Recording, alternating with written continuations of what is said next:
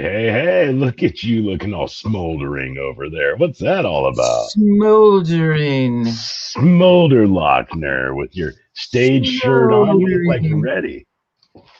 I'm ready. You look like you're Let's ready, go. man.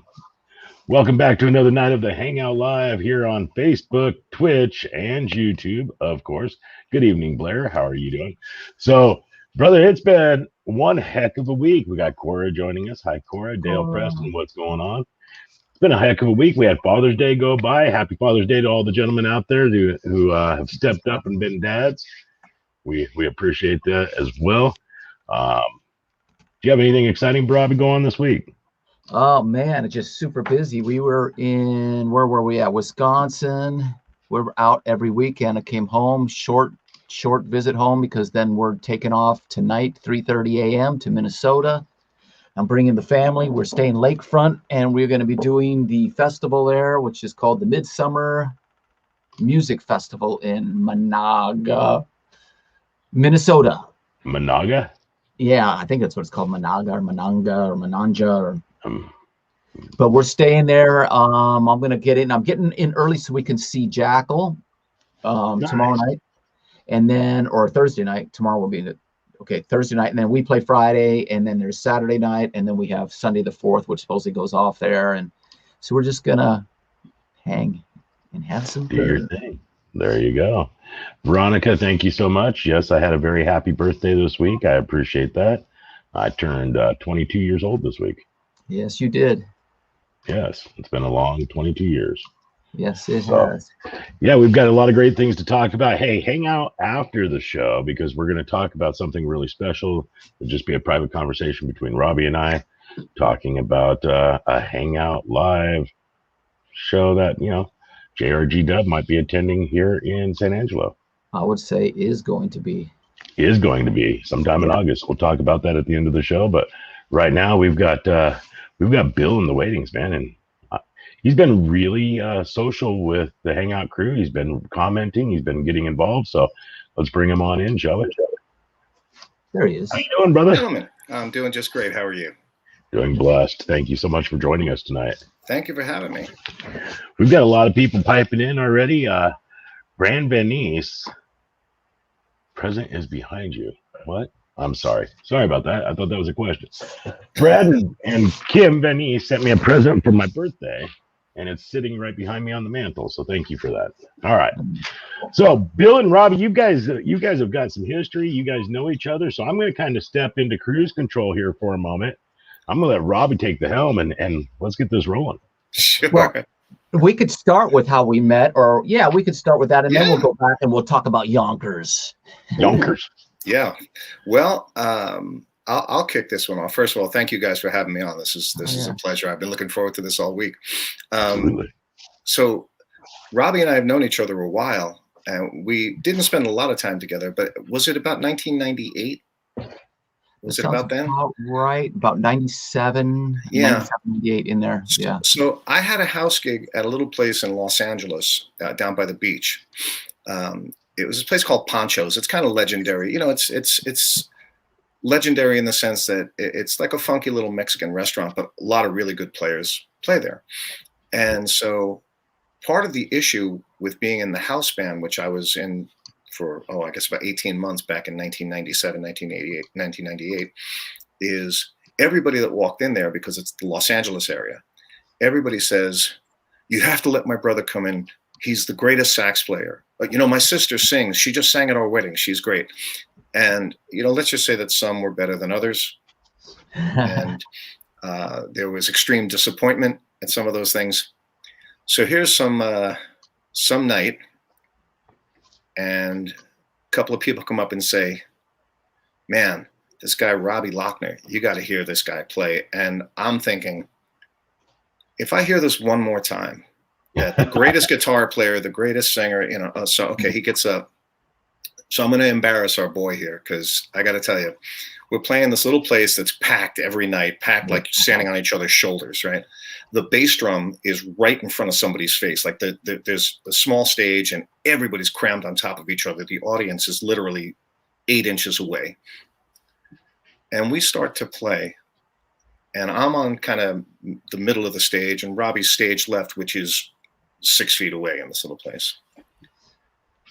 And he takes a solo that really just about took my eyebrows off. I mean, Robbie Lochner is really one of the most ridiculously incredibly talented guitar players I've ever heard. And in 30 seconds, I just said, now see, this is why we're here. You know, I guess you have to suffer through. God bless all those other people who had a couple of margaritas and thought they were the greatest singer. But Robbie got up and played and was very gracious and like played 3 songs and stepped off the stage. And I was like, no. Come on back. For those of you that, you know, have had the opportunity to hear Robbie play with any number of people, including Great White, it's an otherworldly experience. But to actually be on stage with him, and he knew the songs and he knew what he was doing, and he's a great rhythm player, and that's one of those things for me because I'm a bass player. You know, lead guitar is a great thing and it's very flashy, but rhythm guitar is an art unto itself. And after Robbie took a couple of solos that were just world class, and then he settled in and played some rhythm, that's when, man, I got to keep in touch with this guy. And so, you know, we didn't get a chance to do many gigs together, but we did a couple of those things, and I always remember them. And it was really just a brilliant experience. And I have traveled the country and the world. I've been very, very lucky. I wind up in places and I would look in the local paper and I would see that somebody who Robbie was playing with, you know, and I would ask around and I would ask people, have you seen the band? And they go, man, that guitar player, Robbie Lochner, that guy's unbelievable. I go, well, when you go, tell him I said hello. Tell him, you know, I'm on a flight from Atlanta to Amsterdam and Robbie's going to Cleveland or something. But I would always tell people, if you get a chance to see him, please tell him Bill Cinque says hello. So that brings us to here. You know, here we are. How cool is that, man? Good stuff. Here you go. Yeah, he's a beast. You know that. You know that he's just a beast of a player. He's incredible, absolutely. And you've played with some of the biggest names in music, but I want to go back to Yonkers, like Robbie was saying, because Yonkers is where it all began, isn't it, Bill? Yeah, you know, I kind of have I laugh at my upbringing because South Yonkers, it's a pretty rough place, you know. But I was always surrounded by music, and in those days, you know, I know you said it's your birthday just came up recently. I just turned 63, and I'm proud of being 63. So, you know, when I started playing in 1976, when you turn on the radio and, you know, Glenn Campbell, Queen, and Led Zeppelin were all on the same radio station. It's not like that anymore. So the local bands, you know, were playing everything in the best way.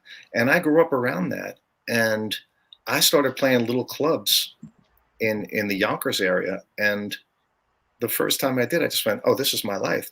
Doing anything else is ridiculous. You know, Yonkers is just outside New York City. It's the first city if you go north from Manhattan, you go through the Bronx, the very first city is Yonkers. And that's where I was born in Manhattan, but I moved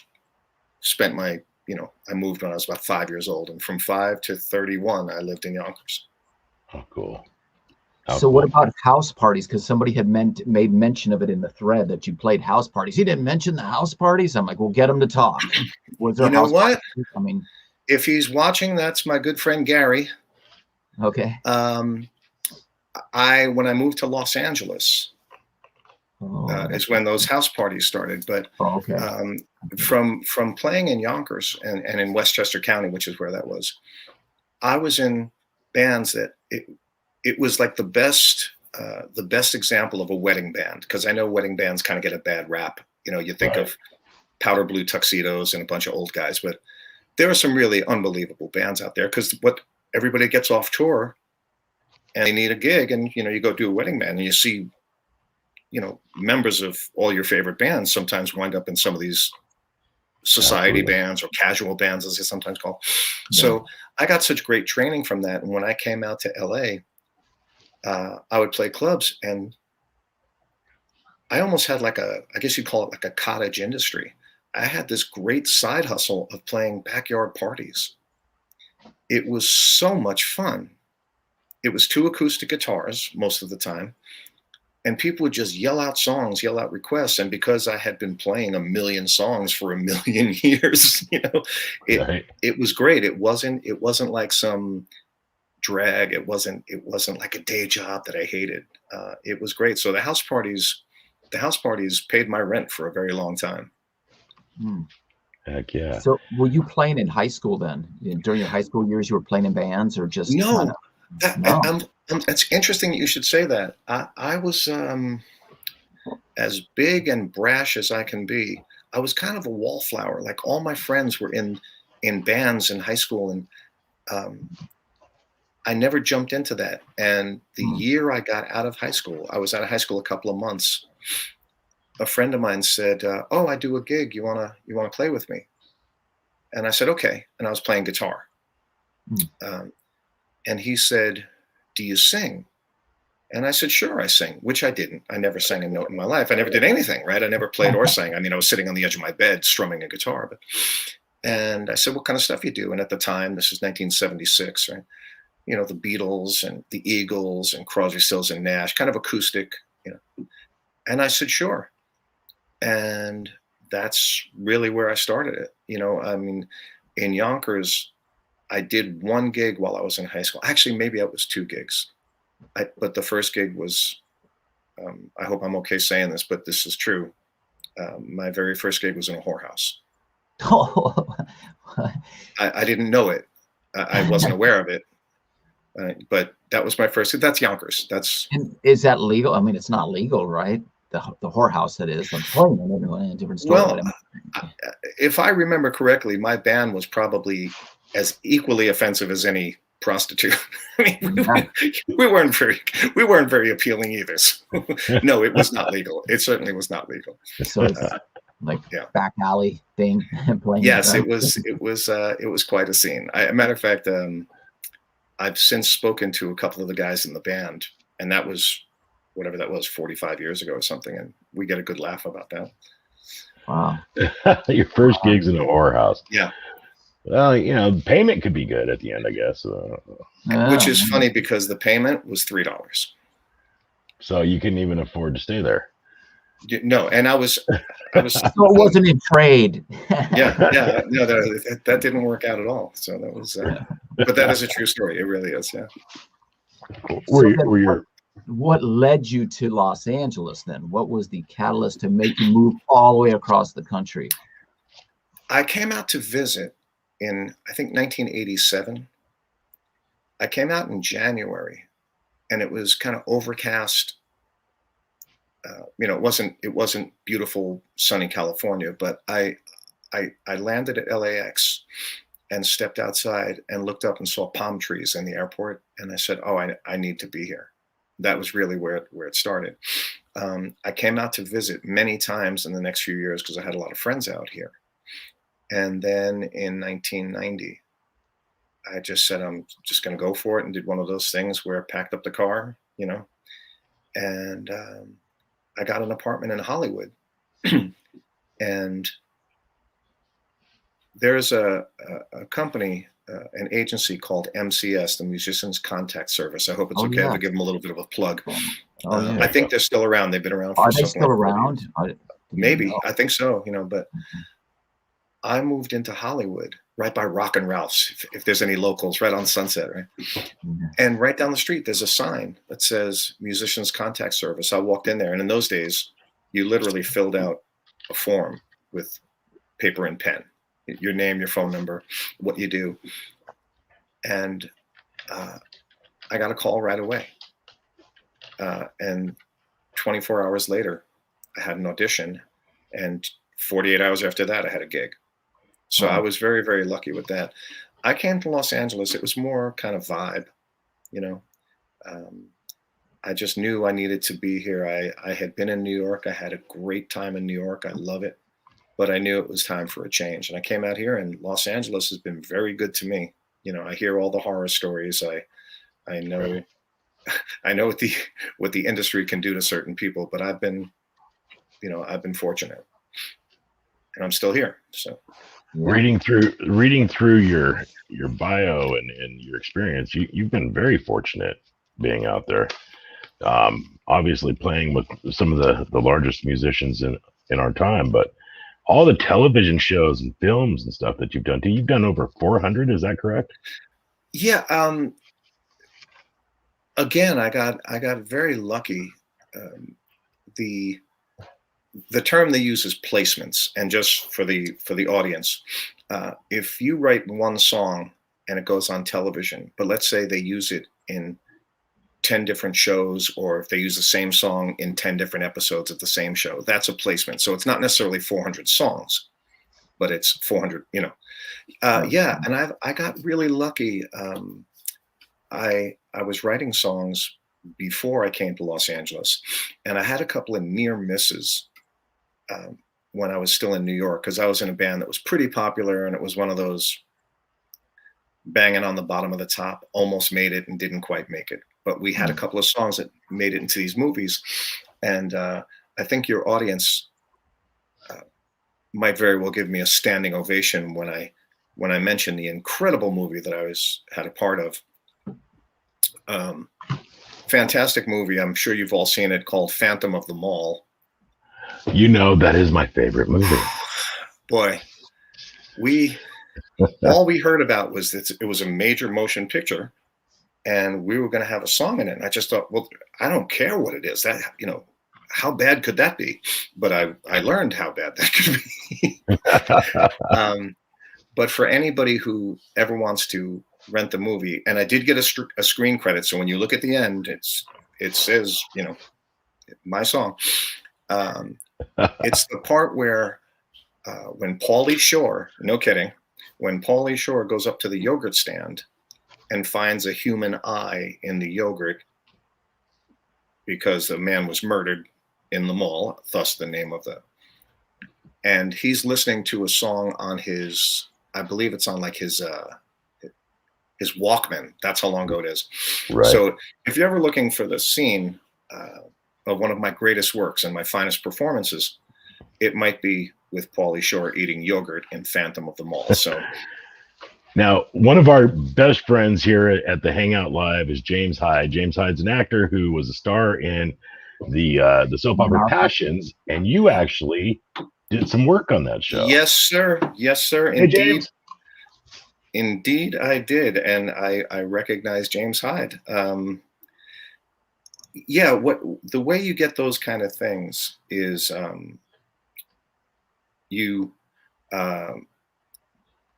everything goes through a publisher, and so when you have a publisher who kind of taps into you, I guess, a little bit, a publisher is the one who fields all the music and kind of fields the offers. So Passions their music supervisor would say, we need a song that sounds like Elvis from 1962, but getting the Elvis song would cost thousands and thousands of dollars.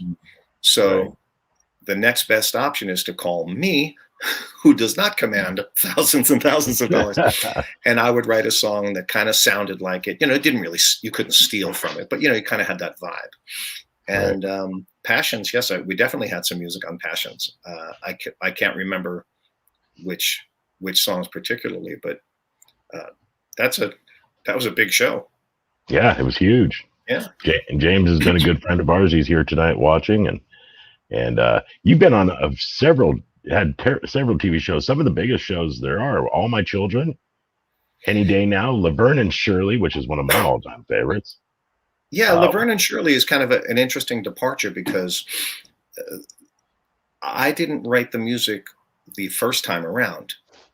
And this was a great kind of a boon for songwriters.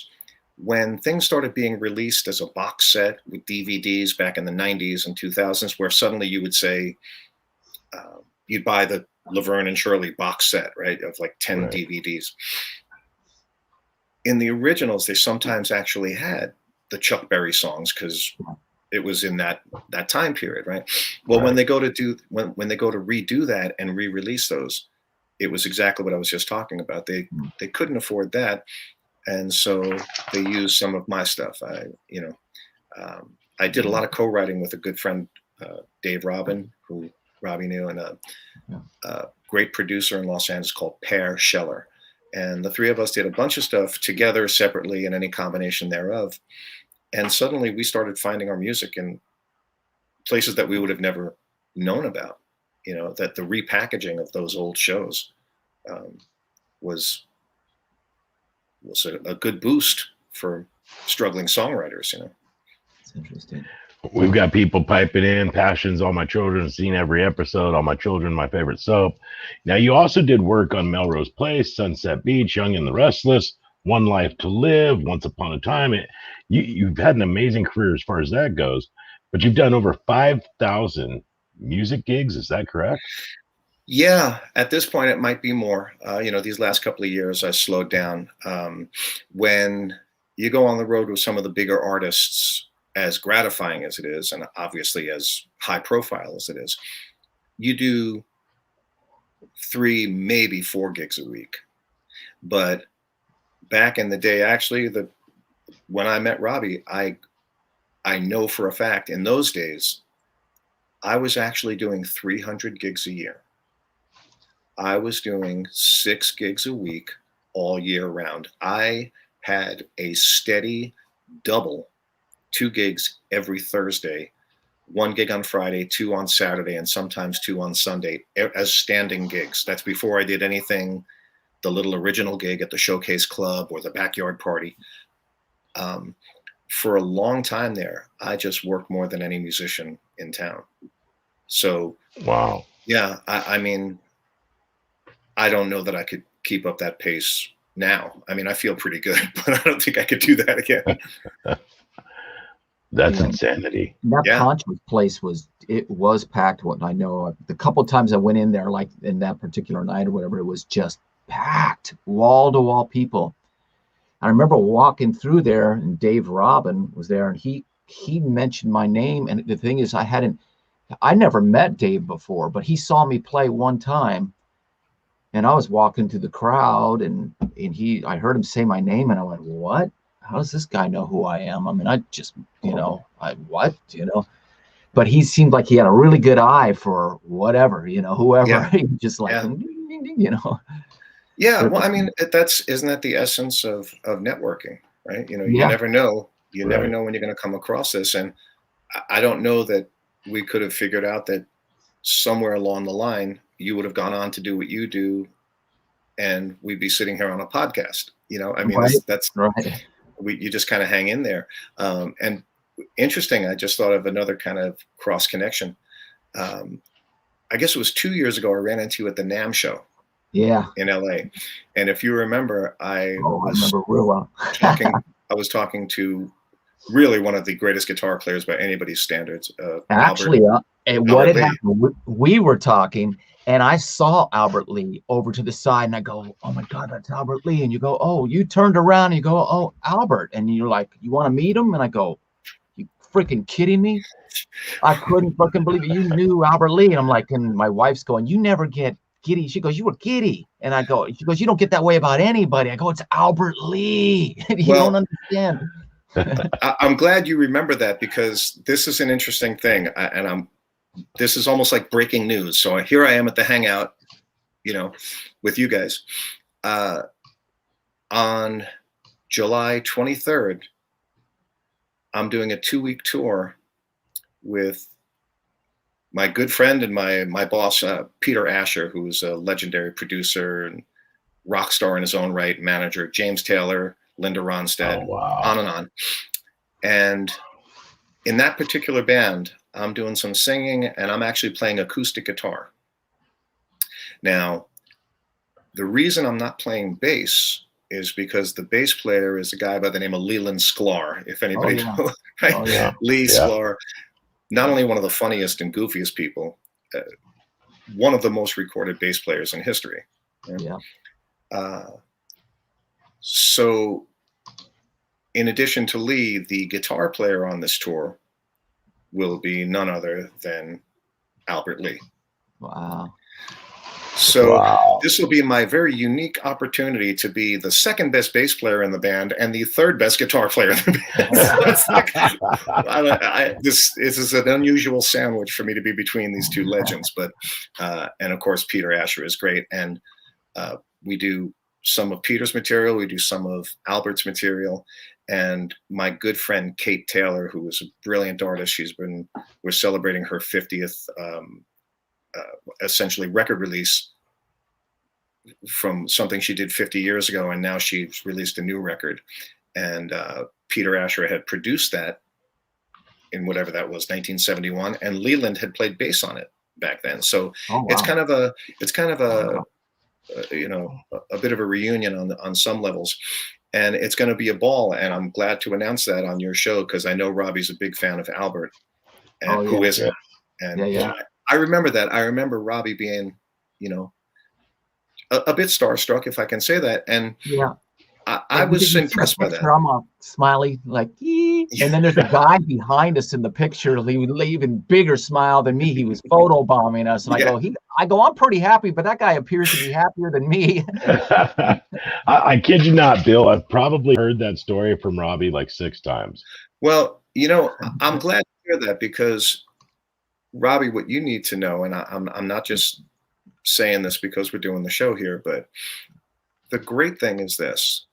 Do you know how many people at that same NAMM show were walking past and going, wow, there's Robbie Lochner. I just saw him do that set with Great White. I wonder if he'd talk to me. You know, that's really what happens, and you're not aware of that.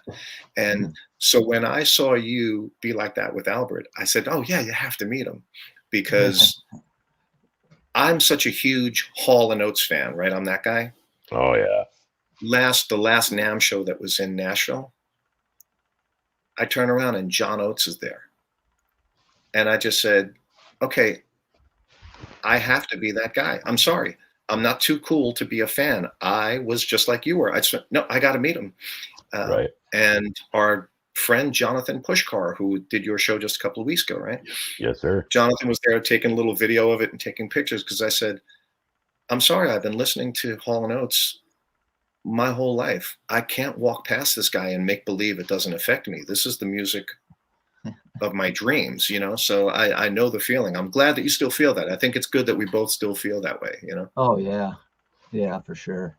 It's, you know, I find that in doing what I do in these shows and stuff, it's very rare that you find 2 musicians that will actually complement each other as far as their play style or how good they are.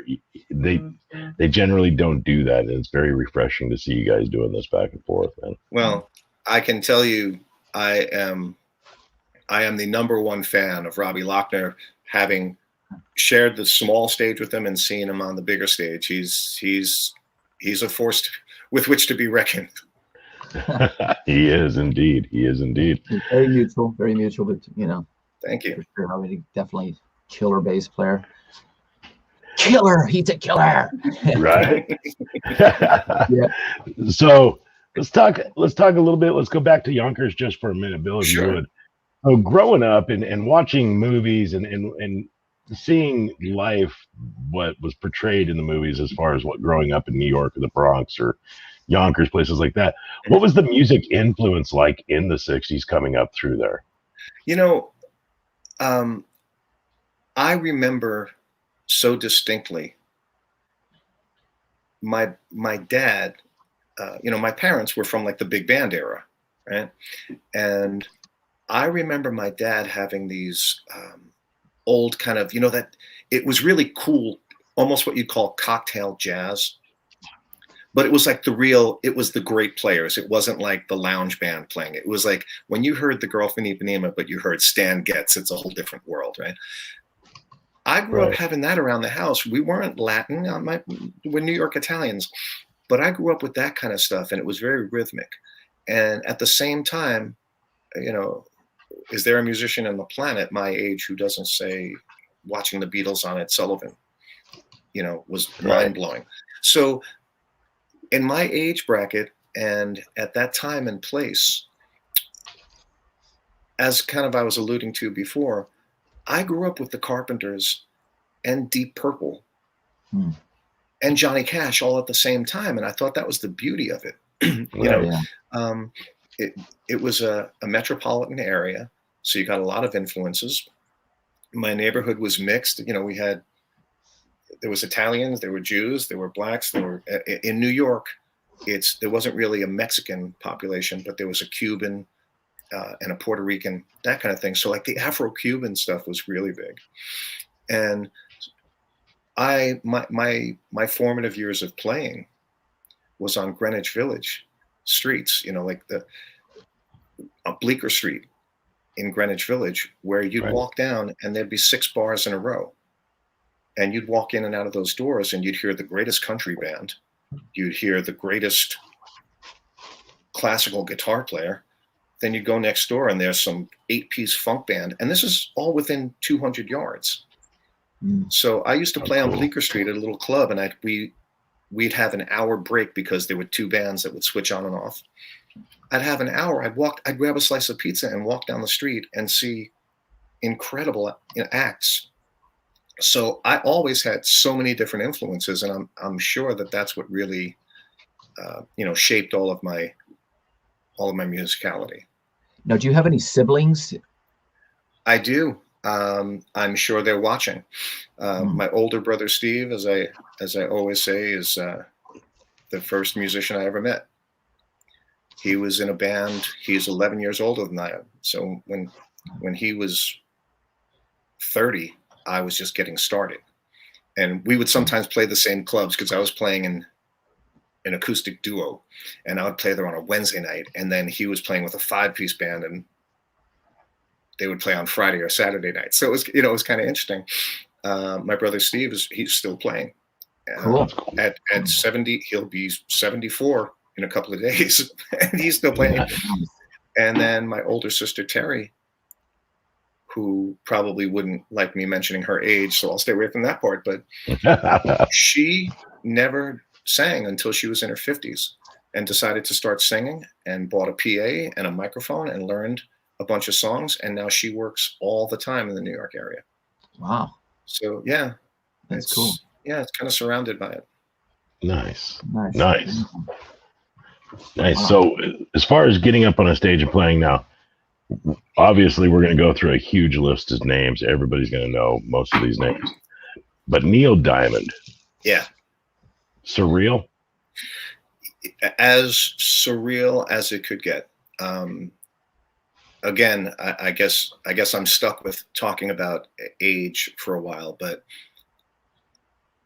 I got the greatest gig of my life, and I was 55 years old,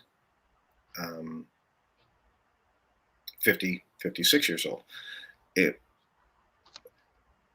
From talking about my days in Yonkers, or even when I was in high school, before I was even playing, there were 2 places that I always kind of envisioned myself, and I mean really envisioned myself playing, is that Madison Square Garden. Yeah, man. Because I'm a New Yorker. And the Hollywood Bowl, and I had never even been there. I just seen pictures of it. Right. And I remember thinking, just to go to a concert, even if you're in the audience in Madison Square Garden, it's magic. It's just magic to me, you know. The first concert I ever went to, of any kind, of any size, the very first concert I ever went to was, I think, 1976. I saw Bad Company and Kansas. Okay. Yeah. At Madison Square Garden. Wow. I get the Neil Diamond gig, which is kind of a long story, but I get the Neil Diamond gig and they go, okay, well, we're going on tour. And I look at the itinerary for the first year, for the first tour. Hollywood Bowl played a couple of times. And then the next year, Madison Square Garden. And I remember pulling up in the van, just looking at the marquee and just thinking, I'm not going to lose a second of this. I am not going to be dumbfounded. I'm going to be so in the moment. I'm going to soak this up. I'm going to remember everything. My head is on a swivel. It's like I had a 360-degree camera. I'm going to remember the weather. I'm going to remember where I was on stage. I'm going to remember where my family was sitting in the audience. And it was absolutely surreal. Everything about the Neil Diamond gig was surreal. And he is the greatest guy in the world, for those who might be wondering. Is he really?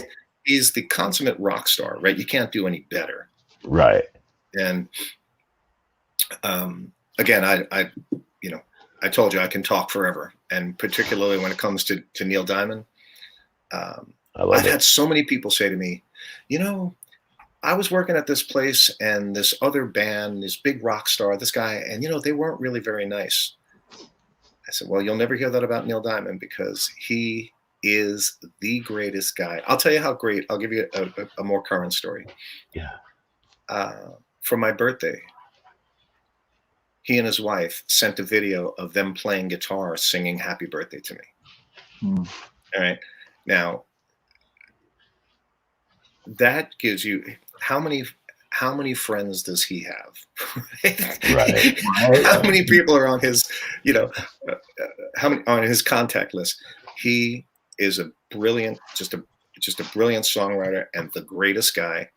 And he welcomed me the first minute I walked in, like I was going to be part of the family. And we still maintain a great relationship. I spoke to him a couple of months ago. He's fantastic. Fantastic. Really? Fantastic to be with, fantastic to work for. You look at that catalog. I'm standing there looking at these pages thinking, are you sure you want me to play bass? Because there's a whole bunch of guys, like, how did I get here? So yeah, it was everything you would think it would be. So the Hollywood Bowl, how did you get into the Hollywood Bowl? Because that place, and the place is going to be sold out, of course, but the traffic getting in and out of there. Did you fly in a helicopter? I mean, how did you do that? No, this is interesting. We got you get there early in the day to sound check and everything. Stay there. And we got there, and okay. The reason I'm hesitating, the reason I'm stammering here a little bit, is I have a great story, and it's very embarrassing at my own expense. So this incorporates me, the whole gig, Neil Diamond, the Hollywood Bowl. I hadn't planned on saying this, but seeing as we're now all family, right? So are we prepared for the most embarrassing story I could ever tell? I think we're there, brother. Okay, so I'll make it shorter because I realize we have time constrictions here. Just tell it, and it's we're ready. So here we are playing at the Hollywood Bowl. I have dozens of friends and family, right? And right before, the way the day is set up, on these kind of tours is you go do your sound check, you have a little downtime, you grab something to eat. The food is amazing.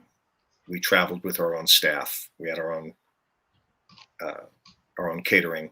If Melanie is watching, Melanie and Molly, I'm waving and sending my love to them. Those were the folks that prepared the food every day, and it was brilliant. This one particular day, I ate something that I'm going to say did not agree with me. And I'm going to ask you to hold on to that phrase, because we go into what we used to call the team meeting. Right before we go out on stage, we'd sit in a circle with Neil, talk through the set list, and just say things like, okay, remember, on that second chorus, we're going to do something a little different. Or remember, I'm going to tell the story before we go into song number 4. Just those kind of things. Right. I start feeling sick, like the kind of sick you don't want to be. I go over to one of the road crew guys and I said, listen, I don't want to make a big deal because I don't want to get anybody else upset. I said, but I'm going to be sick. Can you please put like a little trash can on stage, and a couple of extra towels because I'm sweating. They said, yeah, we'll take care of that. I get up on stage. Here we are, Hollywood Bowl. Everybody in the world is there. And I start feeling the kind of sick that requires attention. Okay, so we get to this one spot where in that team meeting, Neil said specifically, he goes, look, the last couple of nights we did this, I told a story before we went into the song. And he said, I'm going to cut that short. I'm just going to be quick and we'll go right into, song number 10. Everybody says, great. I get up on stage. I'm feeling really bad. And I know that I'm just going to have to run to the bathroom. And I hope everybody knows where this is going without me saying it. Right. So when you're doing this kind of a gig, you have in-ear monitors. Actually, these that I'm wearing, these are from Neil. I have my guitar strap. I'm plugged in with the bass. So you can't just run off stage, right? You have to dismantle yourself. Yeah. There I am on stage right, and I'm up on this perch because there were like 4 levels to the stage, and I'm up way up on top. And I start feeling sick, and I'm just going to have to leave the stage. So I know that at one song, I have a little bit of an intro where I don't have to play until the second verse. I'm remembering Neil said he's going to say something short. So good, let's get into that next part where I can take a break. Neil sits down and starts telling the story, and it's getting longer and longer because he's so brilliant. He's telling the little joke and everybody laughs, and then they get a standing ovation, and the story is going on, and I'm dying. I mean, I'm just dying. He gets to the end of this final piece. I run off stage. They prop the doors open for me. They prop the doors. Hey, Valerie. They prop the doors open for me. Our road crew was outstanding. I go running in to use the bathroom. Oh, no. I'm listening. I'm literally counting in my head. I'm listening to the band playing. I came running back up on stage, wired up, and came in on the downbeat. Right? Yeah. Nobody saw me. The band didn't even know I was missing. Oh, no.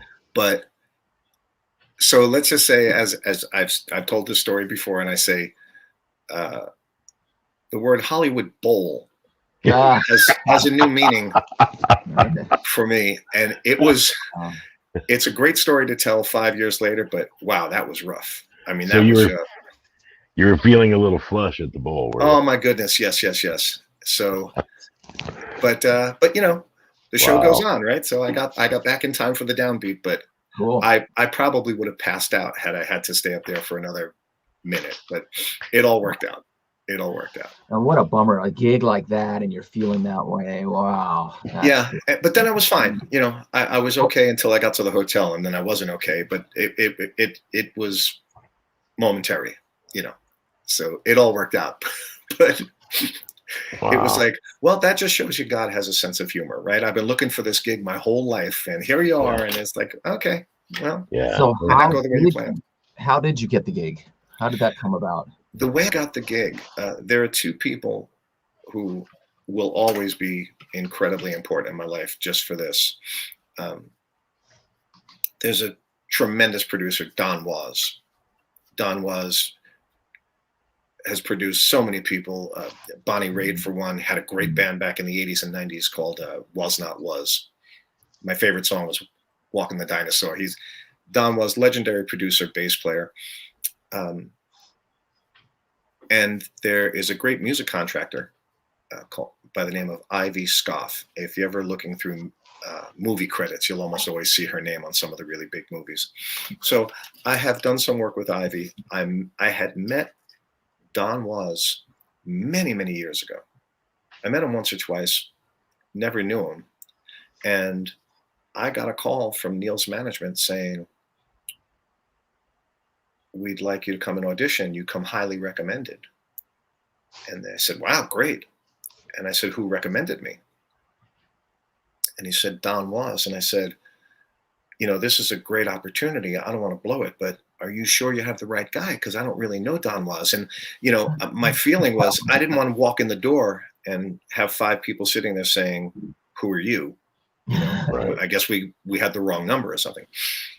And the guy from the management team, from Neil's management, read me the email and said something to the effect of, Don said, no, Bill would be a good fit. He's something to the effect of, like, he's a very personable guy and he's a great hang.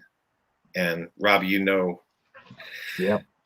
If you can't hang, you can't be the good guy, you're sitting next to people on buses, trains, planes, hotels. Your talent is not the only thing that gets you there, So Don Was, who I barely knew, he and Ivy were putting together some stuff for Neil, and when Neil needed a bass player, um, his previous bass player, who's a wonderful guy, Riney Press. I give him a shout out anytime I can. Riney played with Neil for, I think it was 44 years, and decided to call it a day. So I had some big shoes to fill. And Don was, and Ivy said, yeah, let's give Bill a shot. So I went down there and auditioned. I did 2 songs by myself in the studio with headphones, no other musicians.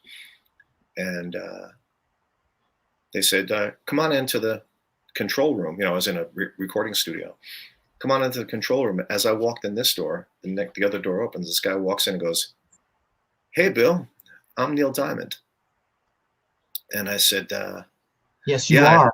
I said, yeah, I know. You're absolutely correct. So, just to fast forward, because I have told this story many times, but it is my favorite story.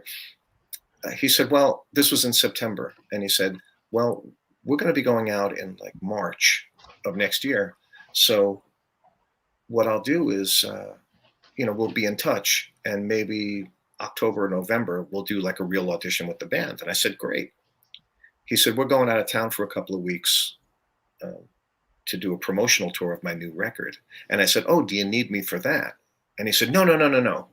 We don't need you until early next year. I said, okay, I'll just wait for the phone call. And the important part was Neil was talking to me directly. There was only 3 of us in the studio. And Neil said to me, thank you for coming down on short notice. And we'll make sure we'll get you any charts or any CDs or any music you need for the audition. And he said, so it's going to be a lot of homework. He said, but of course, I'll pay you for your homework, meaning while you're rehearsing at home, for the audition, I'll pay you for your time. Wow. And I left the studio thinking, if I get to audition for these guys, I'm never going to get the gig. But if he sends me $300, that's going to be the greatest $300 I ever made, right? Just right. That was really my mindset. And I picked up my girlfriend, my beautiful girlfriend Shanley, who's in the other room, and her beautiful daughter Hannah. And I picked them up after work, and we drove home, and they were asking me all about this audition. And I said, there's really not much to say. I was only there for 20 minutes.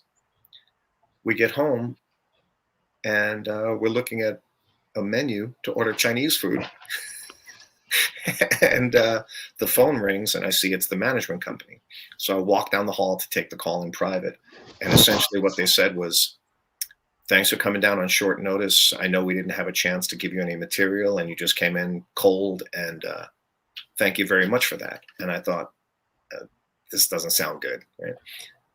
And the next thing he said was, Neil loved what he heard and wanted to invite you to join us on the promotional tour. And I said, wow, when is that? And he said, we leave on Sunday. And this was Wednesday night. Oh my God. So I said, okay. I walked back down the hall, and here's my girlfriend and her daughter. And they said, what's going on? And I said, well, let's put it this way, girls. Dinner's on me. And they freaked out. They looked like the girls up front at the Beatles show in 1964, screaming and yelling and jumping and crying and the whole thing. And that's how that started. So for all of time, Don Was and Ivy Scoff will be my heroes, because they were the ones that were actually responsible for me getting the gig. That is so fantastic. So wasn't fantastic. A bad gig. How do you keep your nerves down on something like that? I mean, well, it's a great question, because I'm pretty cocky, and the only reason I say that, I'm not cocky based on any talent. I'm cocky based on the concept of, it's not how many times you get knocked down, it's how many times you get back up, Yeah. I mean, you've heard some of my stories, right? Where I grew up, moving across the country, starting out in Hollywood, playing any gig I could, playing 6 gigs a week, playing backyard parties. I've had my share of, the school of hard knocks, if I can use that age-old, Absolutely. wording. But so when I got this, I just said, hey, buckle up. I'm going for it. There's no way I'm going to be afraid. If I get fired or if I don't get the gig, it's not going to be because I didn't try hard enough. It's not going to be because I wasn't prepared or I didn't know the stuff. This is my best shot. If you don't like it, I can live with that, but I'm swinging for the fences, And so there were many times just walking up the stairs to the stage, like I had to walk up 2 flights of stairs to get out on stage because I was up in this perch. I'd be walking up saying, do I think I'm lucky? Absolutely. Am I blessed? Yes. But did I work for this? Yeah. Oh yeah. I put in my time. So that kind of keeps the nerves down because you just sit there and go, look, I can do this. Everybody here thinks I can do it. That's why they hired me. Yeah. I'm giving this my best shot. And I did. And I feel the same way when I play a local club. I'm here to go. I'm here to play. I'm here to make this the best thing it can be. And I got a lot of that from the Neil Diamond experience because it was just such a great experience on every front.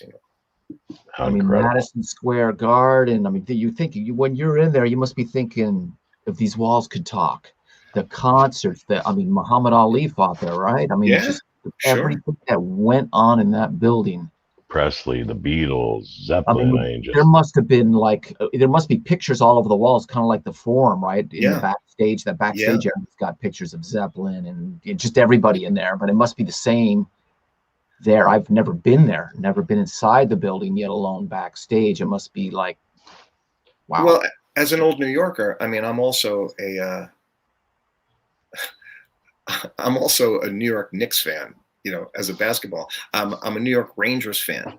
So I walked in there and I was just looking around, exactly what you were saying. I was looking around saying, man, the last time I was here, I think I paid $60 for a ticket to see a basketball game, and now they give me the popcorn for free because I'm in the band. This is great. But it really was, it's kind of enlightening and gratifying and humbling all at the same time, because for those kind of situations, I just looked at it and said, I'm not going to try to explain this.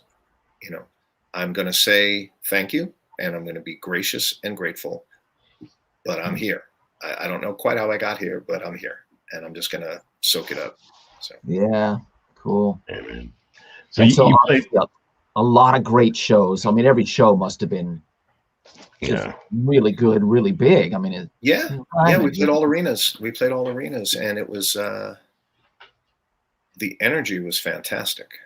The energy was just amazing. And Neil is such a brilliant performer and I would say such a brilliant everything, right? Because you hear 5 songs, you go, yeah, that's my favorite. And then you wait 15 minutes, you hear another 5 songs, you go, oh yeah, that's my favorite. And then you hear some of the lyrics and you go, wow, I heard that song 100 times, and yet I just found something different. Right. So there was a lot of that going on for me. Did you get to sing backing vocal too? Were you singing? You know what? I am primarily a singer, and I didn't sing in that band because we had Maxine and Julia Waters, who the Waters sisters, if you look at their resume, I tell people, if you want to look up the resume of the Waters sisters, make sure you're on vacation, because you're not going to have much time to do anything else for a week. Their resume goes on and on. The discography is Maxine and Julia, everything from the theme from Rocky. Remember, Gonna Fly? Now that was them. Soul Train. Wow. They worked with everybody. They've been with Neil for years. And so they had the background vocals covered. So I was suddenly, I'm going to say this in the best possible way, I was only the bass player. I've never had a gig where I was usually a singer who played bass, and now I was the bass player. So it was a different mindset. It was fantastic. So you really probably could enjoy it even more, though, in that light, because you could just focus on everything that was going on, hear everything, and keep laying the groove down. Yeah, it was great. And the drummer was Ron Tutt. Ron Tutt played with Elvis. Ronnie Tutt. Wow. Ronnie Tutt. I'm hoping he's watching. Ronnie changed my life. That's one of my heroes right there, brother. I did it. After the first tour, I will admit this. In musical terms, I don't know if everybody's going to latch onto this, but in musical terms, for most of my life as a bass player, I had a tendency to play ahead of the beat. Right? It's just kind of rushing. I played with Ron, and Ron said, "Look, we need to get a handle on that. He's the sweetest man, smartest man, funniest man, but the greatest drummer by anybody's standards, right?" Yeah. And Ronnie said, "Yeah, no," and he kept saying, he was very encouraging. He go, "No, we're going to make this rock. You just have to lay back." I did one tour with him, came back to LA and started doing club gigs. And all my favorite drummers, one of my great friends' favorite drummer that I work with all the time, Chris Rollis, who plays with Pat Benatar to this day. And, we did one gig and Chris said, "You're a different bass player," because you couldn't afford the school that you would have to go to teach you how to groove with Ronnie Tutt. That there's only one person who can do that, and that's him. Yeah. And I went on tour with him, and he is so kind. I mean, I keep in touch with him now. He's a beautiful guy. He didn't yell at me. He didn't try to scold me. He would just go, he'd rub his beard and go, "Bill, what if we looked at it this way? What if you just relaxed it a little bit?" And it's a hard thing to describe. And he was brilliant, and he made me a far better musician just being around him. The way Robbie feels about Albert Lee is about how I feel about Ronnie Tutt. Yeah, well, and those guys have worked together. When I talk to Ronnie and say, "Ron, I'm doing this gig with Albert," Ron goes, "My favorite guitar player." I talk to Albert and say, Ron Tutt says hello. Albert goes, "Oh, Ronnie, the greatest." I get to play with people like that, and it's kind of hard for me to complain. I mean, right. I have a lot to say, as you can tell. I can talk forever. I never stop smiling, and people go, "Wow, how do you keep that attitude?" I go, "Well, spend your life with Ronnie Tutt as your drummer and Albert Lee as the guitar player. It's a pretty good place to be." Right. And then a little dose of Robbie Lochner every now and again. I'm a pretty happy guy in the music department. Right. Yeah. I know Ronnie's just begging to get on this show. I'm sure, we'll get him in here sometime. Well, he would be a hell of a guest. He could tell some stories. Could you imagine? Holy cow. Oh, that would be heaven, wouldn't it? Heaven. So you played with the band Perry, Bay City Rollers, Boz Skaggs, The Fray, one of my favorite, Herman's Hermit. Yeah. Hermit. Yeah. Hell yeah, brother. How was that? That was great. Peter Noone, I didn't do a lot of work with him, but what happened is kind of a cool, quick story. There's a great producer in Los Angeles, Michael Lloyd. Michael Lloyd has been producing records since he was, I think, like 16 or 17. And he worked all the teeny bopper, the teen idols of the 70s, the Osmonds and Leif Garrett and those guys. And as he went on, he also did Dirty Dancing and then Belinda Carlisle. So Michael Lloyd has been a basketball buddy of mine for years. And so he got me involved with all these different people. And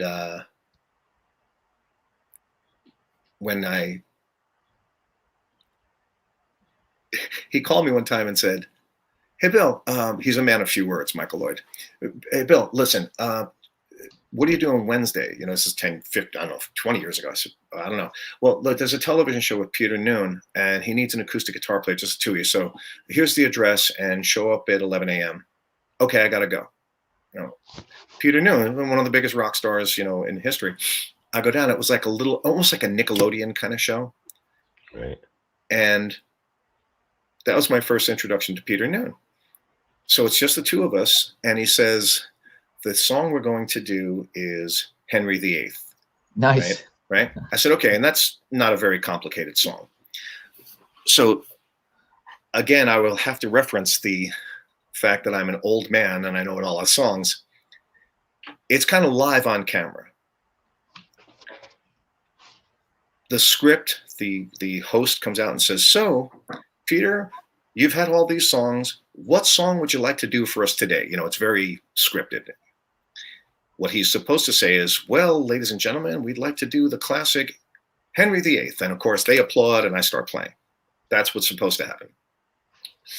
Peter looks right in the camera and says, well, the song we'd like to do is, of course, everybody's favorite, Mrs. Brown, You've Got a Lovely Daughter, if you remember that. Oh yeah. Huge hit, but it's a complicated, it's very sing-songy, but Robbie, if you listen to it, music, it's complicated. I'm on camera. There's no time to go, hey, cut. Hey, can we rehearse this? Right. I didn't even know what key, right? He goes, Oh, Mrs. Brown, you got a lovely daughter. Da-da-da-dum, da-dum, da-dum. It's this little kind of intro that I just was winging it.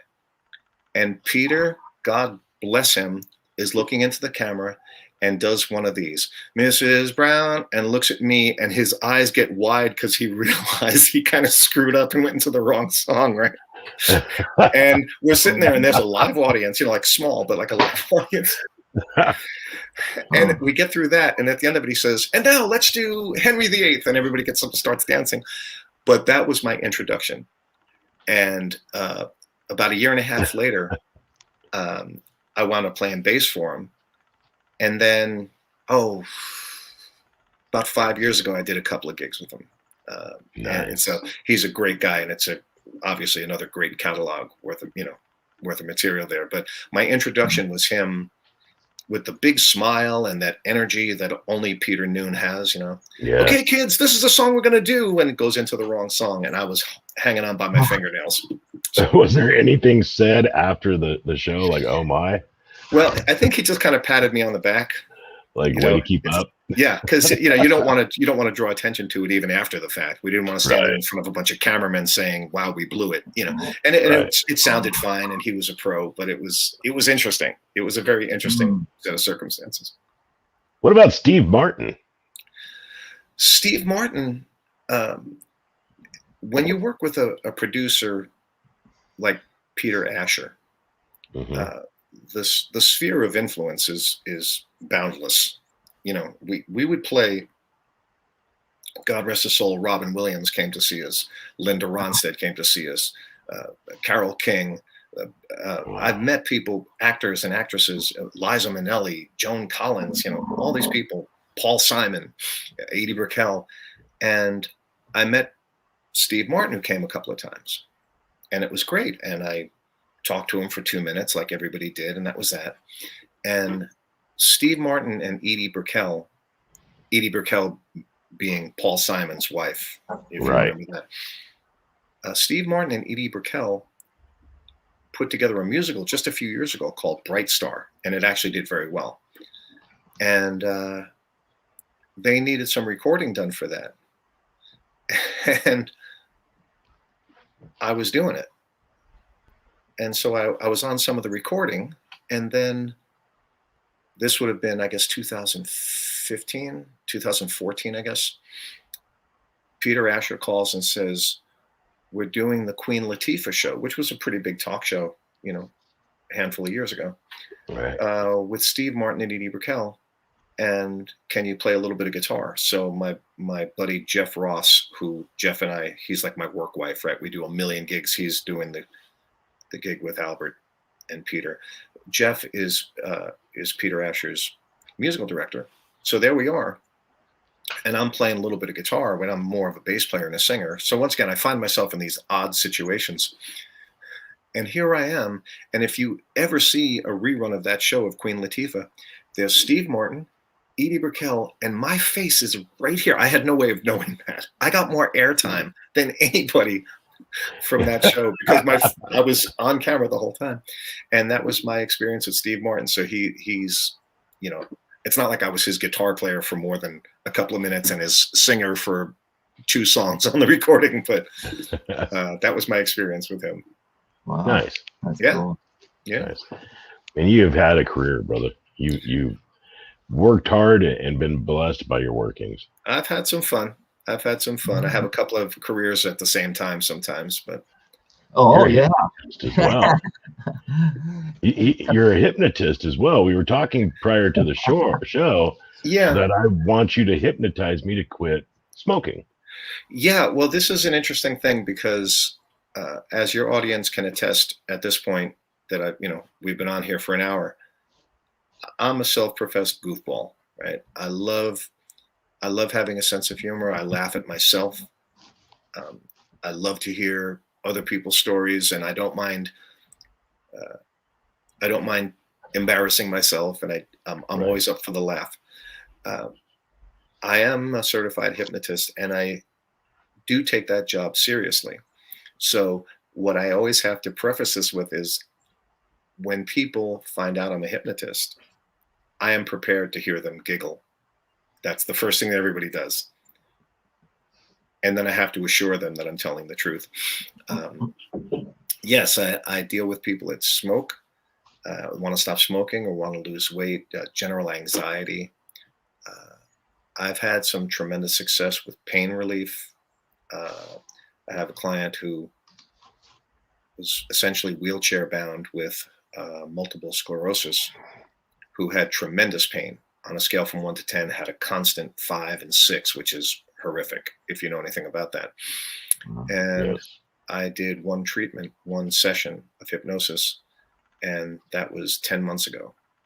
And their pain level has never been above 1. Nice. So hypnosis is an interesting thing. And I know that the temperature of the room just changed now that I got serious about this thing. But I had a person, I think I was telling you about, that smoked for 55 years. And she stopped smoking after 5 sessions. I had a client who was afraid to drive over a bridge. And this one particular bridge, I won't go into details because there's confidentiality involved, but essentially Right. just could not cross that bridge. I'm not talking figuratively. I mean, literally, there was a bridge that she would have to drive across and she couldn't go to work because of that. And I worked with her, and it's not a problem now. So there's a lot of things about it that get very, very detailed, very personal. Some people have these phobias that ruin their day, sometimes ruin big chunks of their life, and they don't want to talk about it, and they don't know how to talk about it. And some of them have been to traditional therapy, and it just didn't work. So it's a very, very interesting situation for me to find myself in. And the only reason I talk about this is because I think I've made the connection to music, in the sense that I don't consider myself such a great musician, but I think I'm an expert on vibe, right? When you're playing to 22,000 people, Right. you know what a vibe is. When you take that same energy and you play to some little bar that there's only 12 people there, but you know that they are really with you. You know what I mean? Like, Yeah. you get that feeling of, man, I'm communicating through my music with these people, and they're loving it, and I'm loving it. We're all loving it. It's a love fest here. Everybody's on that same vibrational plane. Right. You transfer that to this kind of therapy, and you do just kind of tap into that same resource, that same energy. And it's been working great. I love it. I'm working almost every day. And it's incredibly fulfilling. And it's this whole different side of my personality. It's this whole different skill set. And yet somehow, as different as it is, it kind of goes full circle and does come back to the music, because it's vibe, right? I mean, I got a ponytail and a peace sign. How much more vibe can I portray? I wear this every day. This is what I look like every day. I didn't just put this on for the show, Right. So it's been quite a trip. And I have, my website is billcinquehypnotist.com. I'm pretty easy to find. And I love doing it. So my life right now is full of music and hypnotism, and it's pretty cool.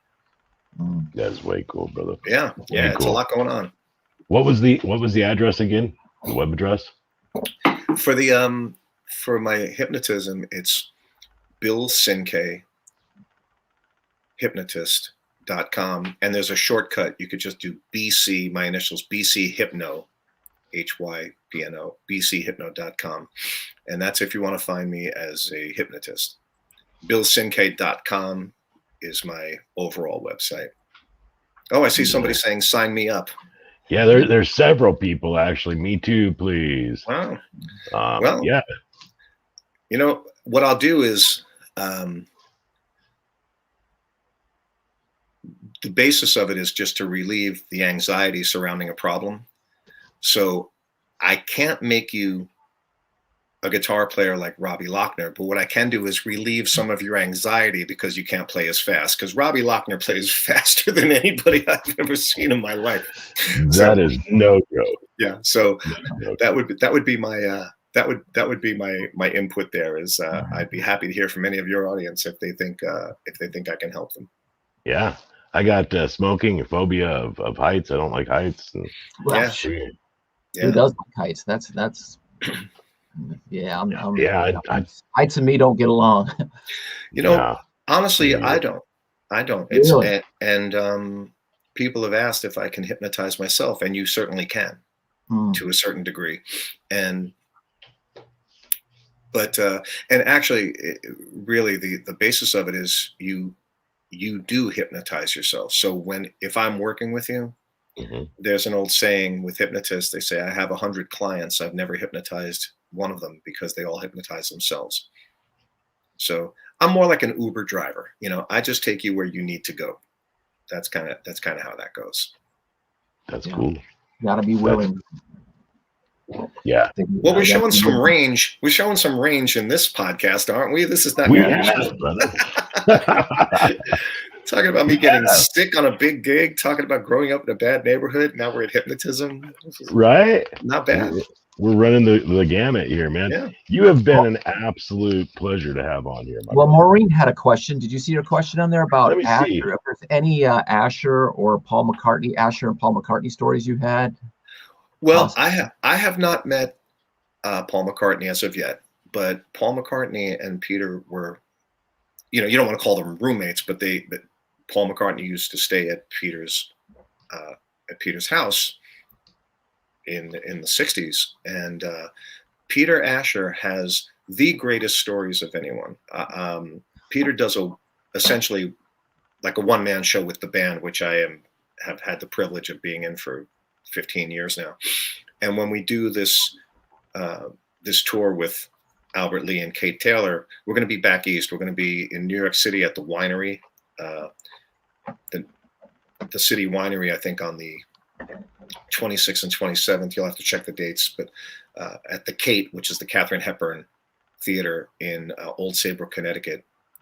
I think we start there the 23rd and the 24th, and then we go up to Hudson Falls, New York, which is up above Albany on the 25th. Then we come down to New York City for a couple of days, and then we go to Cape Cod and then Martha's Vineyard. And Peter Asher has stories about everybody. And his association with the Beatles is unbelievable. As a matter of fact, Peter Asher has his own show on Sirius Radio on the Beatles channel, on Channel 19, if you ever want to hear it. Also produced, if you hear him refer to Jeff, that's Jeff Allen Ross, who the aforementioned musical director, also produces the radio show. So the stories that Peter has is just unbelievable.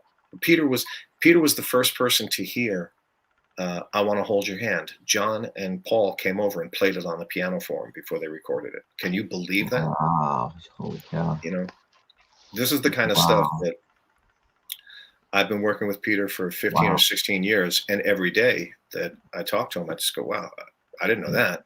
You know, there's always something. Right. Yeah, he's a brilliant producer, brilliant manager, you know, the whole package. If he ever wants to slum on a Tuesday night, send him our way, my brother. This is hardly slumming. I mean, this is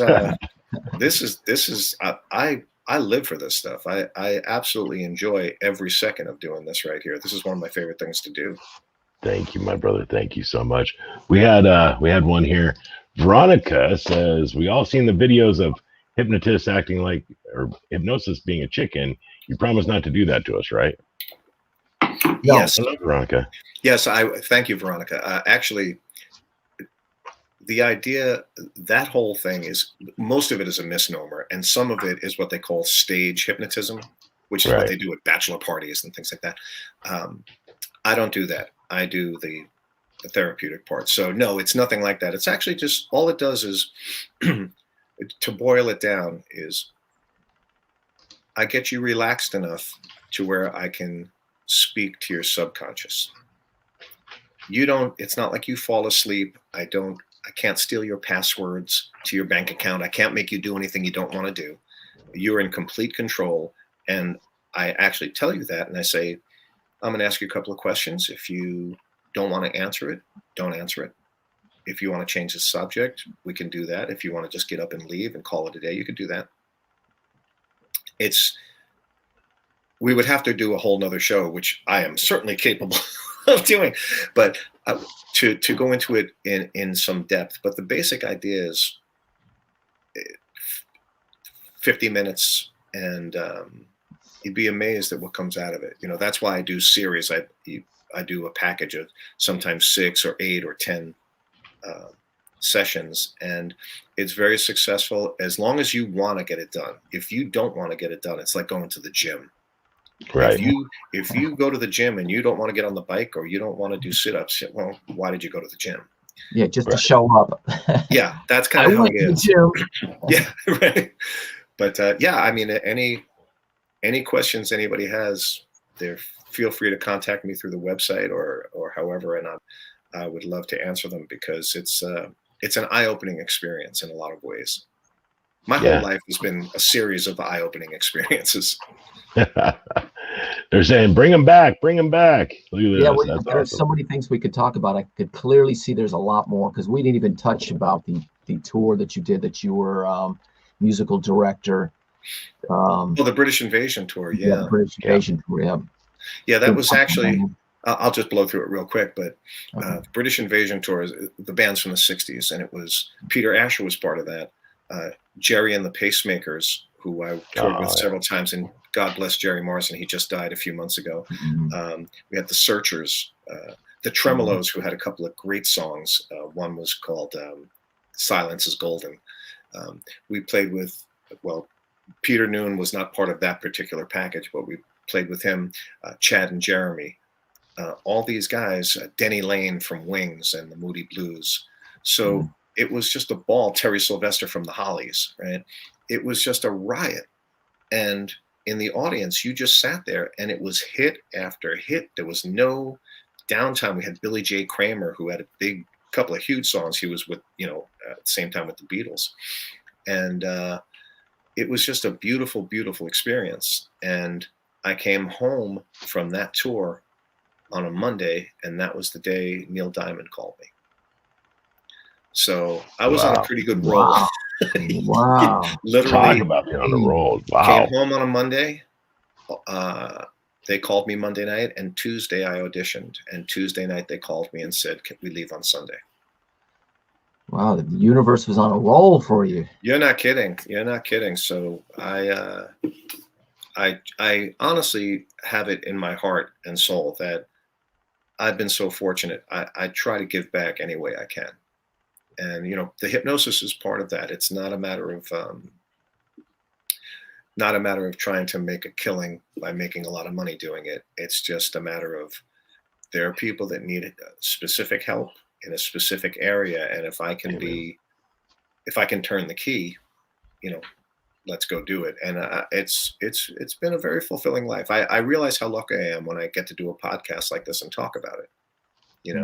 I have you guys who do this every day. You talk to a lot of people, and I'm happy to know that my words are resonating with the audience. Absolutely resonating with us as well. What are your plans for the future? Maureen wants to know. Well, Maureen, my plans are to do this show as often as I can, because this is the most fun I've had in a long time. I mean, I'm serious. I could do this all day. I am doing this tour coming up, as I said, with Albert Lee and Peter Asher and Kate Taylor and my buddy Jeff Ross, and of course Leland Sklar, the drummer, is none other than Steve Holley, who played with McCartney and Wings way back, and then went on to do Joe Cocker, and a great guitar player, Steve Mayone. So that's the band. That's what I'm going to do in the immediate future. I'm always doing other stuff. I'm pitching a couple of television scripts. I was a television producer that same year. I had a show that I created and produced. I should say co-created with my buddy my business partner, Dave Smith. And it was not in this country. We did it in this country. It was a music show where we showcased bands, but we were in 23 countries through Latin America. It was all Latin music. And so it was a great show and it went well. And we did it for 2 seasons and it was a real show that was on television and I got paid and everything, you know? So I'm always looking to get back into that if I can. And, and again, just kind of keeping up the hypnosis thing and playing some gigs as they come up. How cool. Whatever it is, I'm sure it's going to be phenomenal, man. Such a good soul right here, Robbie. And so humble. Well, I thank you, Bill. Thank you very much. Thank you both, gentlemen. This I'm going to say without hesitation, this was an honor and it was a privilege. It was a blast, and I'd love to do it again. And good luck to you guys. And thank you guys so much for giving the audience such a great show all the time, because I do watch you guys. You do know that. Yes, I do. I do. Thank you so much. Let's absolutely have you back on. We got a lot more to talk about. Why not? Absolutely. Bill, thank you so much. Thank you, gentlemen. All right. Have a wonderful night. Yeah. Wow. Robbie, I'm telling you what, man. I know I've said it 100 times, but it just keeps. This is my favorite show. My favorite show. Good. You know, the moment when he talked about Madison Square Garden, I tell you, it was kind of got the chills from it a little bit. And also, not only that, I actually had deja vu. I dreamt us talking about that. I was like, wow. I was going to say something at the moment, but I was like, no, I'll just let it go. But I was just kind of felt the moment, but I was like, wow, this is real. I mean, I literally deja vu that I dreamt that moment. That's trippy. I mean, I was getting chills from that going, I don't know if I've ever gotten chills doing this show before like that. I'm going, how cool is this? Totally meant to be. Wow. Yeah. Incredible human being. We got to have him back on here. We got super so cool guy things to talk about. Always been super cool since the first time I met him. Super cool, great player, great guy. Can't say enough good things about him. Awesome. So we got something I want to talk to you about here. We've been kind of teasing this for quite a while now, actually. Everybody here knows that I do concert promotions. I bring bands to town and stuff like that. And that's one of the things Robbie and I have been fortunate enough to hook up on, coming up 8 times now. 8. This is number 8. August 27th or 28th, I'm going to have JRGW back here in San Angelo, Texas. We are talking. Is it going to be Rockin' the Rivers 2? It's going to be a Rock in the River. Yes, sir. We're doing it at the River Stage. 2, brought to you by the Hangout Live.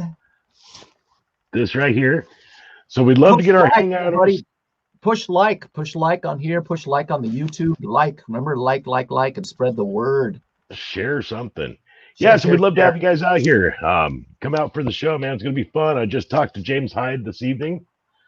James Hyde, obviously from the show Monarcho and Passions, and part of the Hangout family, has agreed that he can't stand not coming out here and helping MC that event. So he said he's in to do so. So it's going to be a fantastic night here in San Angelo. So there's another band we're working with right now to get them on the ticket. I can't mention any names, but I will say I'm going to bang my head hard to get them here and yes, put them on the ticket. It's going to be a great night.